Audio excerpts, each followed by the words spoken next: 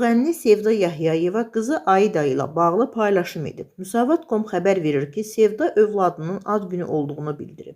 Yanvarın 1-i həyatımın ən soyuq gününə ən isti möcüzə kimi gəldim. Balaca qızım Aidam. Bu gün 2 yaşın tamam olur. Sən gülüşünlə evimizi işıqlandırdın. Bacınla bir yerdə ürəyimi 2 qat döyündürən balaca möcüzəmsən. Ana olaraq sənə arzum budur ki, yolun həmişə işıqlı, qəlbin həmişə sevgi dolu olsun. Bacınla bir yerdə böyüyəsiniz. Bir-birinizin dayağı, sirdaşı olasınız. Yaxşı ki, mənim qızımsan. Ad günün mübarək, Aidam.